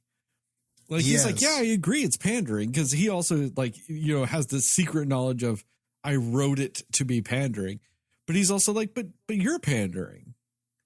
And she's like, no, I'm marketing. Which is also irony, because she's marketing through pandering, but then also mad that this book's pandering. Yes. Because, like, to her, it's, I researched it and wrote it. I'm not claiming it's my life. This person's claiming it's their life, so that's pandering. But me not claiming it's my life, but writing the same thing, that's not pandering. So, it's the weird dichotomy of dueling ironies. Yes. And the dueling irony is constant in the film. But that was just one great example of it. It was just all in that scene. That was really a great scene. So it has all of that. But even before that, it's also irony in this character's life and sort of what he's going through with his family, because he's fighting so hard to preserve the Black identity and how it's portrayed and looked at and judged in the media. But yet he himself is having this struggle with his identity within his family and what that means and how that relates to him and everything like that. And so it's also very ironic in that way too, because there was this whole journey about him and how he saw himself versus his other family members and how that made him and how he treated his family members and saw them because of that. So all of that is in there too. And that was a great journey too. So while he's having to learn and discover something about himself from that identity standpoint, he also is learning something about himself as a writer and coming to some realizations about that. So I love the parallel that this movie was doing. And we talk so much about these other movies that lack narrative focus, and they try to do so many things, and they try to have all of these different themes flying at you, and they just wind up accomplishing nothing. This felt so just focused on what it was trying to do, and everything kind of lines up with that goal and and just its use of irony. I feel like that was the biggest tool that it brought to this project. And it was just so great about how it did that. And so many great lines, and there are a lot of great lines in this film, just a lot of quotable, memorable things. I love when Sterling K. Brown, and I even typed some of these lines up because I loved them so much. Like when Sterling K. was talking to Wright, and he was like, enemies see each other better than friends do. That was a great line. Oh, yeah. And it's true. Just like, it's an accurate thing. Like, somebody you hate, you weirdly focus on it more than the shit you love sometimes. Yeah. And that's just one of those lines where, like, if you're watching a movie at home, you pause it and go, damn, man, that was like some good shit, you know? Or back to that argument, man, that table argument between Wright and Issa Rae is just great too. But the line she said about potential, when she said potential is what someone says when they think what's in front of them isn't good enough. Yeah, I love that. Man, this movie had bars, man. Oh, Jastin, I think I found the quote you were talking about earlier. Is it the one that says, white people think they want the truth, but they don't. They want to feel absolved? Is that the one you were talking about earlier? It was somewhere in that conversation. It wasn't that one, but it's somewhere in there when they were talking about like the timing and white people eating the timing and Juneteenth, because it was like, it's Juneteenth. I think it was it's the something about white holidays. guilt or something like that. Yeah, Like, something like that. And, white people are feeling like they want to be aware. Or he said basically it was white guilt, but he said it, but he worded Yeah. it different. But that was basically the point. But no, that line you're talking about, though, that was a great line too. That's another great line in this film. When they were talking about that, they don't want the truth. They just want to feel absolved. Great line. Well, see- Great freaking line. And to combine what you two were talking about earlier too, with or that we all talked about with the universality of this movie, with that line, that potential line, the one you just brought up, Jastin. As somebody that throughout my entire life has been told they're not living up to their potential, that line hits you so goddamn hard. Yeah. If you've been hearing that your whole life and hearing that, like that perspective on it, it hits you square in the chest. Because I'm like, Yeah. damn, movie, you didn't have to like call my entire childhood out with the fucking line. That, once again, very fucking rude, movie.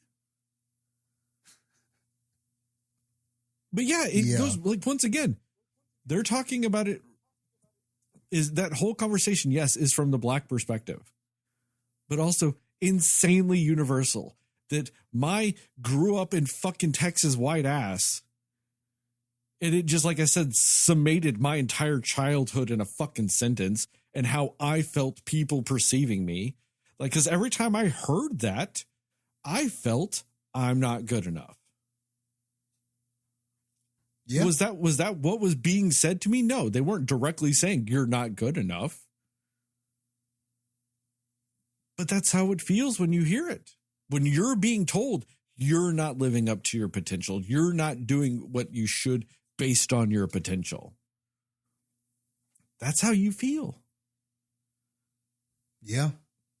And I've heard that from parents, teachers, friends, siblings, everything my whole life. It really fucking hits you when you hear it from that perspective of just changing a few words to say what it means like that. Oh, it wrecks you. And I love the fact that it wrecked Jeffrey Wright too. You know? Yeah. Yeah. Yeah. And it was almost like, back to just that whole irony thing, it was like he realized that he was, for lack of a better term, the pot calling the kettle black in a lot of ways. That was kind of the realization with that, because that same thing could be asked of him. Was he living up to his potential? Was he being and not only just his potential as a writer, but was he being the best family member he could be? Did he have the best image of himself? Was he being the best boyfriend? There are a lot of things where with this character that I love, like as he's pointing a finger or doing something, you could see how his behaviors and actions were also reflective of the very thing that he was so critical of and critiquing, but just in different ways. And the last few things I'll say is just other story things that were really good. Like when he's talking to Sterling K, and they were having the conversation about their dad. It's another conversation I just loved when Sterling K was like, my dad died and never really knew that I was gay. And, they went back and forth. Well, he may have suspected and everything like that. And he said, and I'm abridging here, but he was like, but what's really sad is that he died without knowing the true me. And that's really sad. And I love that's the like follow up to that too. When Jeffrey Wright says, but he might have rejected you.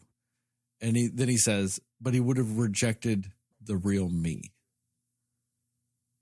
And and he's like, and I take comfort in that, or I'm okay with that. Like something was the last part of that, but And that's like a genuine thing too. It's like, yeah, like, because by hiding part of yourself or whatever and getting rejected, you know, you're doing that as a self-defense, you know, and all this other stuff. It's like, but if you reject the real me, that's on you then. Like I was giving you me. You know, you rejected that. That's on you. If you're rejecting the fake me, that's also partially on me. Because there's a chance you could have actually accepted the real me. Exactly. And if you're accepting a fake me, then it goes the other way too. Are you truly accepting who I actually am, or are you accepting some version of me or what I'm putting out there and everything like that? And all of that goes back to his book that he wrote and how that wasn't the real him, but it was being accepted by everything. And that's why he's had such a problem with it. But at the same time, in his relationship with his girlfriend, he wasn't given, you know, he wasn't really revealing all of himself to her. You know, he kind of wasn't being truthful with her about things too. And so that caused a dent. Like, you see how, like, every which way you look at this, you can find how this identity and this relationship and this whole thing about being the real you and the importance of that, you know, but how I think whether you're a writer or whether you're just a daughter or a son or whatever, a family member, there's so much pressure coming at you from all sides to not be yourself, to not always be the real you. And I think this movie is just not about, oh, you gotta, it's not always as easy just to do it, but I'm not saying the movie's like, oh, that's the simple answer, just be yourself. But I definitely think it shows how difficult that is and how difficult it is to live your life when you are not able to do that, be your true self or show your true self to someone or something or some project, whatever it is. And also with that, though, it also shows how just being like accepted for who you are, how big of a difference it can make. Yes. That scene with Cliff and Lorraine where, you know, he was going to go home, but instead he went to the beach house. He's like, I'm just going to do a bunch of drugs and bang some guys. And everybody shows up and he completely forgot the wedding and all that shit. He was, you know, for all intents and purposes, being a shitty brother and being a shitty, you know, family / friend to Lorraine with all of that. And she comes in and she's just like, he's like, no, I'll get out of here. And she's like, no, you're your family. You're supposed to be here. Like, you're never an imposition when you're family. Like, you know, just her just accepting him in what he feels is a low moment where no one in his family, even though they were maybe accepting of it, that he's gay, they wouldn't accept him with all the other baggage too. And she just walks in and goes, oh no, this is exactly where you're supposed to be. And just accepted him for that moment. And in that moment is what I should have said. How it just drastically changed him. Yeah. Yeah, and even like the guys that he had with him, and they're like, oh, we can make breakfast. And she's like, that sounds great. You know, just completely like, cool, like whatever. Everyone's welcome on my wedding day to just be here. And I loved that. And be yourself. Like, and then at the end, like, then they're all dancing and stuff like that. And, you know, nobody's like, all of those things he was worried about, no one accepting him, were not an issue. And, you know, and I'd even take it a step further. You get that a little more also with Jeffrey Wright's character, because when Monk at the end, when he had confessed that he was this character and he wrote this book, notice how all of a sudden he's got a relationship with his brother because he's accepting who he is too. So even that modest amount of accepting who you are can change things and allows you to, you know, have relationships with people that you thought you wouldn't have, or you thought were too damaged, or thought, any number of things, those things are possible sometimes, because he didn't think anybody would accept him for that. He wasn't accepting of himself with that. And apparently, based on the end of this movie, his brother didn't care that he lied about that vote.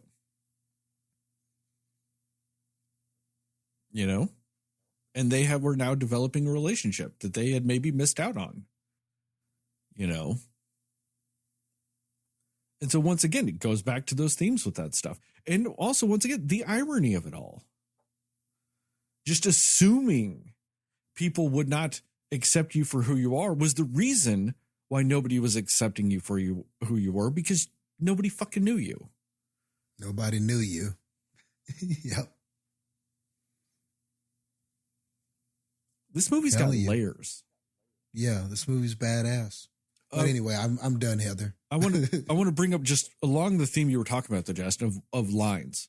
I want to bring up one line that I laughed so hard at too, was when Coraline, Cliff, and Monk, they're all they're playing bocce ball, and they're all just standing there talking and whatnot.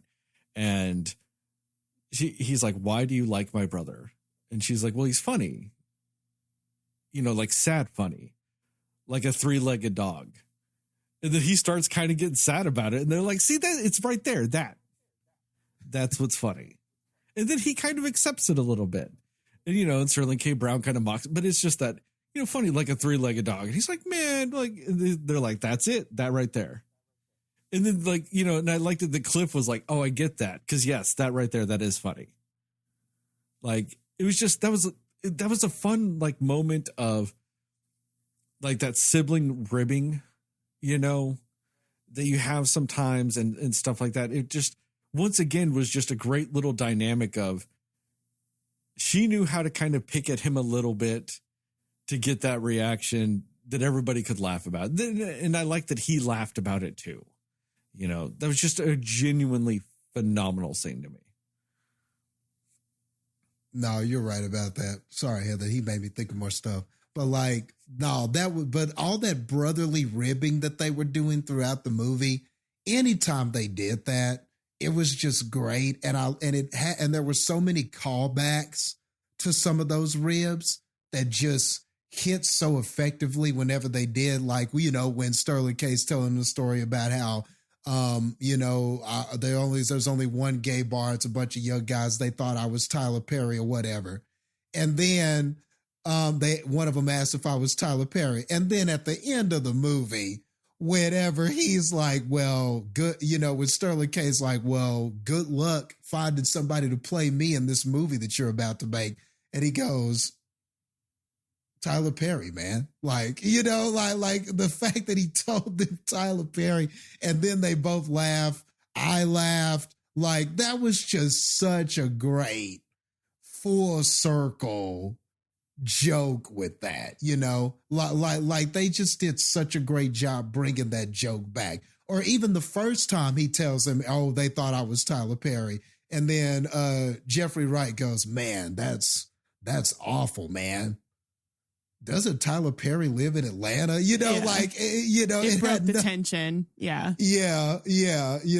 He's talking about it's terrible that, he's acting like it's terrible for Tyler Perry when his brother was kind of trying to say it was terrible. It's just, they had some great jokes like that and just some great ribs on each other. So yeah, all of that was just on point, just incredibly on point. Well, one of them that made me laugh was actually when they're on the phone and Sterling K. Brown says, "I've taken a lover."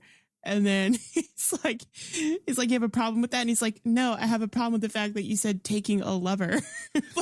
That made me laugh so hard. The other part with that too is "Do you have a problem with that, homophobe?" And he's like, "I have a problem with you saying taking a lover." Yeah, right. It was just such a funny moment to me. I don't know. I'd like to tell Sterling K. Brown, "Quit back. I'm about to take that lover to bed." I'm going to take him right now. Yeah. It was just so funny to me. That whole scene was hilarious to me. But keep going. It's your turn, Heather. You finally get to go. Keep going. Well, I mean, and it is funny too, that the scene that you were talking about, Jastin, where I think his name's Cliff, Sterling K. Brown's character, Cliff and Monk were talking after the wedding, and and the scene about talking about their dad. But the part that, like, for me that hit home and like why this story relates to me is, even the further step where he's like, if people want to love you, you got to let them love all of you. And that was the part that I was like, yeah, like that. Yeah. That's deep. Like, that's very profound. And like, it's just, yeah, I feel like there's just a lot of people that can relate to just being like, oh, I have to, kind of walk on eggshells, or I have to like present myself in a certain way to certain people and all of that, which can be an exhausting thing. You know what I mean? So yeah, I feel like that was a really like beautiful moment too. And to hear it from somebody who has been on the other side of that, with his own brother telling him that, was a really, really cool moment. And just that, I loved Lorraine, by the way. I think Lorraine was amazing. And I loved that entire moment of her talking to Cliff before her wedding and just being like, no, like your family. And yeah, the immediate change that you see on his face when she says that. And he's just like excited to be there at that point. And his whole attitude completely changed. And I loved that too. Cause yeah, he finally felt like he had a family, that his family was accepting him. And yeah, I just love in general that everyone in this family had something that, was dysfunctional.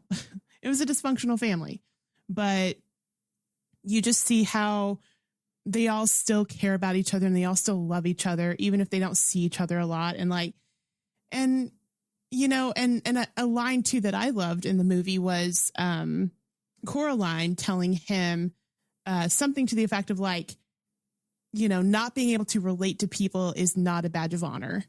I loved that because you see him here too, where he's like, essentially, you get the story about how he was, the dad's favorite. And so he wasn't close with his siblings, and just kind of this whole, he has self-isolated kind of in a way, or he has kind of been, what did Tracy Ellis Ross say? I think like you became independent, or, an individual or something like that, because of it. And, so it's kind of like, almost like it was a defense mechanism for him to sort of be like that.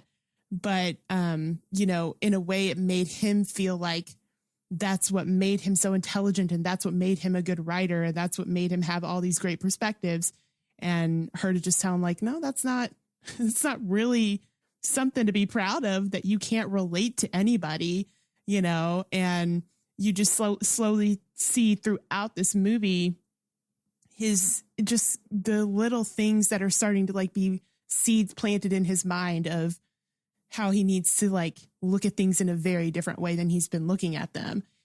And I also, I almost forgot to mention, I really liked Adam Brody for the little part he did in this movie too.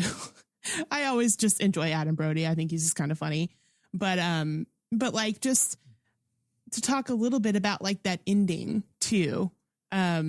Like what I think is interesting about it is the fact that, we see a couple of different ways that the ending of the movie can play out, because we don't find out what he actually said, when he accepts his award and what happens that night. I mean, yeah, to a degree. I mean, it does heavily imply that he did confess. Right. At least. Yeah. Mm-hmm. Yeah, but we don't know what the fallout. I mean, technically, you're absolutely correct on that. Yes. Yeah, like technically, it seems like Coraline did show up after they had their falling out. Like it seems like they, she did show up, and if she did show up right when he was going to talk about it, that might be even more reason why they're not together at the end, or why she's not talking to him. So there's a lot implied there, but I also like that they left it open. And then what I love is the backdrop of him explaining like what he wants the ending to be for this movie that's being created for this, and how it kind of just speaks to the entire thing of the movie of like, I guess like what they're trying to say is it doesn't really matter what the ending is, because people are going to make the ending what they want it to be anyway. Like it doesn't matter what actually happened, because people are going to write it how they want to write it and put it in the light that they want to put it in for this movie, for this book, for whatever it is. And I just thought that was kind of an interesting thing to do with the movie, to just be like, you know, they don't care what my ending is, and therefore he doesn't tell us what the ending is, you know. And I just kind of liked that little thing that they did with that. And it goes even further than that, that the mindset that anything in Hollywood is real is Right. also bullshit. Like anytime anybody's like, oh, this movie's so real or this, that, like it's also never is. Like, right. you know, especially because like the Adam Brody character is like, no, we can't end it like that. We need to end it real. So Jeffrey Wright gives him just the most bullshit ending that is also the ending that he was harping against the whole time. Yeah. A black guy just getting shot by cops. And Yeah. then he's like, Yeah. yep, a real ending. Yes. Yeah. Right. You know, Yeah. like once again, it's just an incredibly smart thing that like, yeah, what the fuck are you ever going to get out of Hollywood that's real? Even the realest of stories also have cinematic licenses that they take with Yeah. it. Mm-hmm. You know, even the most authentic and real, you know, biopics out there also have just a ton of bullshit in them. Mm-hmm. You know, Mm-hmm. Yeah. And it also kind of just plays into that whole theme, because in that movie, the character is killed for not being his true self. You know, it's also that too. You know, he dies, and kind of to the Sterling K. Brown father conversation, he dies in the movie before he can reveal his true self. So all of it still lines up with all of those themes and everything. Even in that sort of made up ending, it still ties to everything this movie was trying to tell you, you know? Yep. Yeah. And that's why I keep saying that this is like such a tight movie. Like the flow of it, the pace of it, how everything plays out is just so perfectly done. Like even to the point where, again, like my biggest complaint was also the fact that, you know, Tracee Ellis Ross should have been in the entire movie because I love her. But like, even with that being said, like most of the time it's mostly a joke, because the thing with it is most of the time I'd be like, wow, what a waste of Tracee Ellis Ross. But it's like, actually, it wasn't a waste, though, because those 4 minutes were glorious and amazing, and they were used so effectively. And that's how, if you're going to disappoint with not a lot of something you want, that's the way to do it. Because, you know, the rest of the movie, like you said, Sterling, was so good that you really don't actually care about that, like by the, you know, second half of this movie. And yeah, it's I honestly thought we were still going to get some flashbacks or something with her in it, just because it just made it sound like she was one of the main characters in this movie. But you know, and we didn't. But again, like that's how I'm just like, no, this is good writing. If I'm not like, oh, you wasted somebody amazing. Like, no, you didn't. Like, unfortunately, I can't say that because it was very effective for the time that we had her. But yeah, and I don't know. I just feel like, again, too, with the fact that, you know, they give you a couple of different ways that things could have ended, which obviously we know aren't really what happened for the most part. You're like, still like, I'd like to know what happened because I'm just very invested in the story at this point. But you totally accept that you're not getting the full story by the end, you know? The only other like complaint I have is also just like, I really wish he would have ended up with Coraline, because I thought they were super cute. I loved them together. And I think Coraline was a really great character, but you get why, you know, maybe that's just not what happened. And you can understand why. You could see both sides of it, if she did or didn't want to talk to him again after that. But yeah, I mean, I think that the way that Jeffrey Wright does this movie, the way he plays his part is like, there's so many subtleties in it. And like, that's what makes it so great, is like, you know, and this is a movie too that shows you don't have to have like those powerhouse like monologue speeches in movies for it to just be a great movie with great dialogue. You know, it's like we're kind of getting it interspersed throughout the entire movie, those little nuggets of wisdom and those really great one-liners. because I feel like there's more of that in this movie than a lot of movies that try to be like, let me show you a really great monologue that's going to be my Oscar moment. You know, like you don't need that. And this movie kind of proves that because it's just the realness of these characters. Well, I like the way you worded that, Heather. There's not an Oscar moment in this movie. The entirety of the performance is the Oscar moment. Exactly. Yeah. Which is why I think this is an excellent choice to win like a best movie, because it's the entire movie that's a moment, you know, like it's all of that. It's, I don't know. I feel like when you can write something like that, where, you know how a lot of times we feel like there's the movies where it's like you were building an entire movie, I think, just around that one piece of dialogue because you were really into that.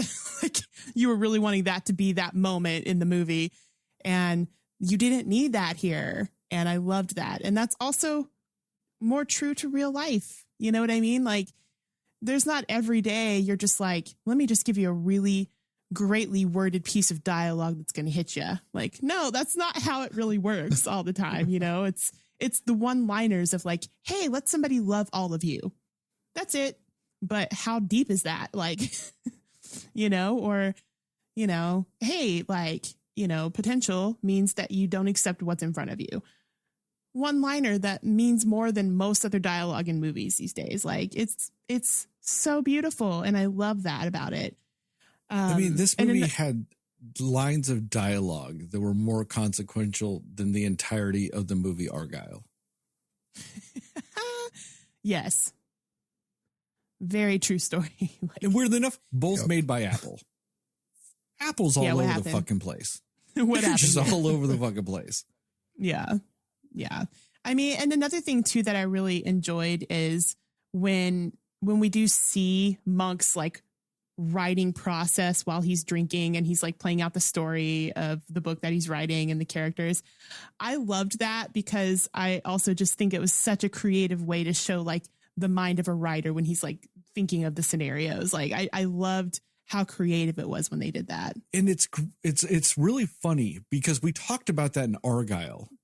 Like if she was having conversations with Argylle to figure it out, that makes sense.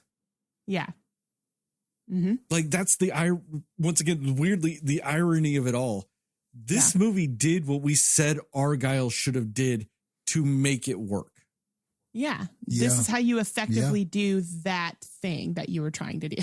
Like, because it wasn't cheesy. It wasn't weird. It wasn't like, I don't understand what's going on here or what it means by her seeing this person. Like none of that. You don't question any of what's happening. You completely understand what's going on. And, you know, I also just think it's funny that he was like, I wrote it as a joke. And he spent all this time like writing these characters and doing this entire book to send off, just to be like, haha. Like, I just think that's funny that he just did all of that work just to kind of like, you know, make a joke or something. But kind of speaks to his writing, you know, or like how good of a writer he must actually be. But yeah, he did that Stephen King shit. Stephen King's notorious for being able to just knock out books. Like, yeah, I believe that. Him and James Patterson, they just can write a fucking book a day if they wanted to, type of shit. And it's like almost like he could do that. If he's, you know, writing something that to him is substandard, he can just knock it out real quick, just knock out a book. Mm-hmm. Yeah. Yeah. And like, I feel like there were these really interesting moments too, whenever Monk is talking to Issa Rae's character. And like her being the only person who, for one, I think understands the book better than others, coming from her perspective she's coming from, but also being the only person who didn't like it in that group of people. And you feel like you see it, this like kind of duality with that too, where he's like, thank you, you understand that this is garbage, but at the same time, like it's almost like he really respects her opinion, and he's a little bit kind of like, I don't know, off put or like upset that she did it in a way, but or like upset that she didn't she didn't like it for the reasons he wanted her not to like it, you know? So Well, it's also like whenever he was saying like, or who all the authors were going to be and all this other stuff. He's like, that's the opinion I'm going to care about the least. Yeah. And then when it came down to it, it was the only opinion he cared about. Yeah, exactly. Yeah, that's true. Irony. Yeah. So I'm telling you, this movie was a master at it. there's just layers here, guys. It's a lot of good stuff. And one of the scenes that we haven't talked about that also ties into all this stuff is the conversation he's having with his mom when he's like, did you know dad was cheating on you? And she's like, yeah, he was a genius, all this other stuff. But then she calls him Cliffy. And I think that that's one of those moments too, where it's like he realizes that maybe his brother and him are more alike than he thought, you know, and adds to their dynamic and adds to their relationship later on and stuff like that. And, you know, that, you know, just his perceptions of everything were off, you know. Yeah. Because I love that he's like this author and this, like, he knows people and all these other things, and he can write characters and he can create things and all this other stuff. But then he's completely oblivious to aspects of his life. Like his dad was cheating on his mom the whole time. And he's the only one that didn't fucking know. The only one that didn't know. Yeah. You know. Yeah. I mean, and another also great scene that I really liked was when Monk was reading the speech from Lisa after she died about, like, hopefully you found me under Idris Elba or Russell Crowe. Yeah, that was great. I loved that because, for one, that's probably, I feel like that's just like Tracy Ellis Ross probably was just like, can I say this? Like, I feel like that's her humor to do something like that. They just asked her to write it. Yes. So she wrote exactly. that. But it was just such a funny, like, moment. And, like, just based off of the little bit we did get of her character, it 100% you're like, yeah, that sounds like something she would have done or said in her own speech after her death. Like, I just really liked that moment, and seeing that, you know, Cliff just kind of like laughing about it, being like, oh, Lisa, kind of in his mind after, you know, thinking about obviously how sad he is. And I don't know. I really liked those moments because it's also very, you know, down to earth, relatable, like human beings and stuff like that. Like, I love that, where it's not this grand thing. It's just like a silly, like, you could tell she wanted them to just be laughing and remembering her humor after she died. And that's why she said something like that. And I just really thought that was a really cool moment. Yeah, and that was one of those moments too that I felt weirdly connected to that movie. I was like, did they read what I wrote for my eulogy? Hopefully you'll find me under Idris Elba or Russell Crowe. Or Russell Crowe, yeah. But also, and I loved the surrounding parts of that scene too, when they're pouring the ashes out and that guy walks up, he's like, do you have a permit? And they're like, fuck you, Dave. Yeah. Because it's like, yeah, you're pouring ashes out on a beach. It's mixing in with sand and water. What are you really doing? And he's like, are those human marine? You need, and they're just like, fuck you, dude. Like, I really kind of dug that. People get weird about that. They're like, you're being preposterous. Yeah. Like, I'm not pouring this like on your face. Like, this is just being mixed in with all the other garbage that's on a beach in water. Like, get the fuck out of here with that. I do also think it's interesting too that Monk ended up being the only person in the family that wasn't a doctor of some kind. He was just a medical doctor. Yeah, true. Or he I guess he had a PhD in literature or English or whatever, because that was the running joke too. When they're like, we're all doctors. And he's like, well, because he says to his sister, we're all doctors. And she goes, well, you're not like us. And then the brother later says, we're all doctors. And then he goes, yeah, I'm not like you. Yeah. Like, which is another full circle joke. Like, I like that both of them made that, like, the same joke with him, but they, like, you know, he used the answer that the other sibling gave. Like, it was just that funny irony of he has that dynamic with all his siblings. They're twisting it a little different. Yeah. And I guess like, I feel like I feel like there was another moment too when he was like, oh no, like my family, you know, they all became doctors in that field and I kind of missed the boat. Like I thought he said something to that effect to maybe Coraline. Yes, when he's talking to Coraline. Because she's a lawyer. And yes. Yeah, they were talking. Yeah. He was like, oh yeah, my family's all doctors. I'm not. Like, but once again, I'm not. Which is like another circle moment to that joke. Yeah. That he had both his siblings. Yeah. And I just think that's interesting. Like they became medical doctors like that. That was the field that his family chose. Did they say that if the dad was a doctor at any point? Yes. He was a gynecologist also. He was an OBGYN. Okay. I missed that part, but yeah. Okay. That's Lisa says it whenever she's telling Monk that their dad cheated. And she's like, what do you think? He was a male OBGYN. Right. That's right. She did say that.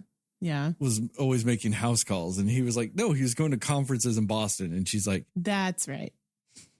He was an OBGYN. Yeah. Like, yeah. Which is, and it's funny because, I mean, as much as they said that Monk was the most, or his dad's favorite, I guess is what they said. He was the one that chose a different path in that regard as far as what type of doctor he became. So I think that's interesting. I don't know. But yeah, I loved everything they did because like, again, there's so many relatable like moments of either the dynamics and relationships or just lessons to be learned from this, you know? And I just, again, I wholeheartedly agree that this is a movie for everybody. Like there's something in this for every single person. So I really hope people give this movie a chance and that they will watch it. Again, like I don't even remember all the nominated movies for best movie, but I would be happy if this won. I don't think it will, unfortunately, but I would love it if it did, because these are the types of movies I think people should be putting in high reverence above some other movies that are. So. Yeah, it's up there with Past Lives for me. I want either one of these two to win it. Yep. You know, and I liked Anatomy of the Fall, not as much as Jastin. Killers of the Flower Moon is up there too. I'll give it that. Surprising, I like that. Yeah. But I'm rooting for those two.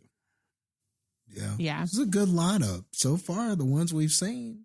I mean, yeah. Pretty good lineup. The ones we can see, like what Zone of Interest and Poor Things. You can see it in like 5 theaters everywhere. Right. We'll see if they're good if we ever get to fucking watch them. I mean, and like, I don't even remember everybody nominated for supporting actor either, but I really hope Sterling K. Brown gets it just because, like, not just because I think he's great anyway, but he just really brought something special to this movie. You know, but yeah, everybody did such a great job and everybody was so believable as like just real people. I agree. Yeah. You guys got any more thoughts about this here movie? Nope. I do want to issue a small correction. The Patriots went back-to-back in 2004, 2005. Okay.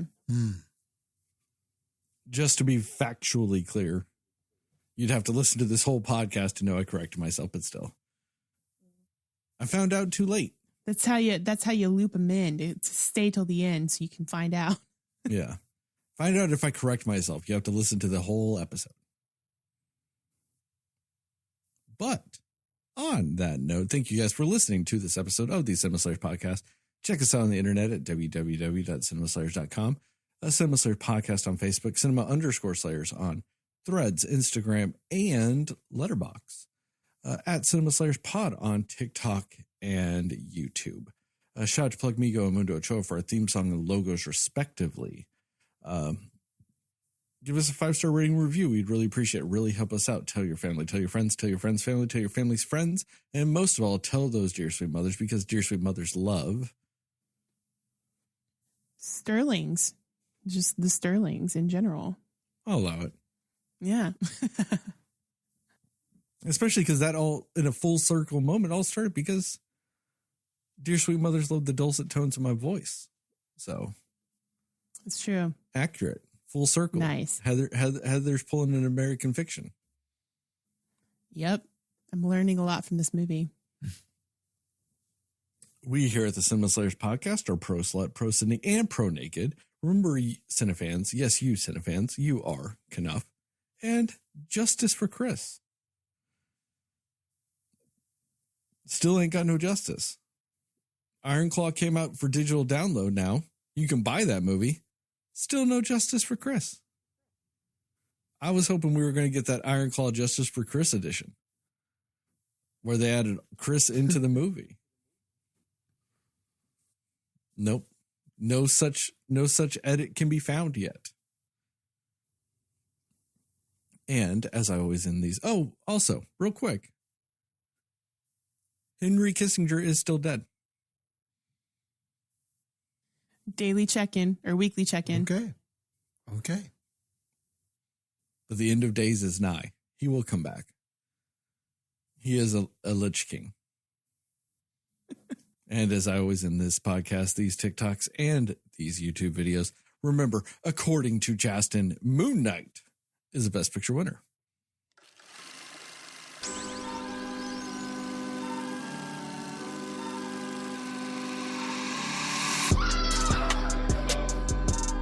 Somebody will listen to me. Nobody knows anything but you. All right. Are you ready? Yes. Come on. Cinema Slayers. Wow, we had nothing during the outro? I had nothing. I was really sitting here thinking. I had nothing. You're thinking over those wisdom drops from the movie. That's why. Yeah. Well, it's a super good movie to think about that. And I just thought about this too. And I should have said this during the main episode. This movie really does show the difference of how important it is to have just a cohesive narrative story you're telling. Because it really does make things night and day. Like, of just what impact that can have on a movie. When you wrote out a story, and just wrote out the story instead of just adding stuff to your story constantly and changing your story, and write out the story. If you have that fundamental base of a narrative story you are telling, like you said, Jastin, things just kind of fall into place. And that's the difference between great movies and just bullshit. Yep. And it's just becoming so glaring when it's not there. It's just, you can almost just see how a movie falls apart when it doesn't have that focus and that narrative about it. It's becoming abundantly clear what's lacking from a lot of these movies. Because we see it too often. It just feels like they're writing something else. They're not writing to be cohesive. It feels like you said, it doesn't feel like a full story was there. It feels like we're making it up as we go along, or we're adapting to what people are saying, but we're losing that focus by the time we get to the end. Yeah, it's the difference between just having an idea for a movie and writing a movie. Argyle's a movie of ideas. It's just a bunch of ideas. Yep. This is a fucking story. Yeah.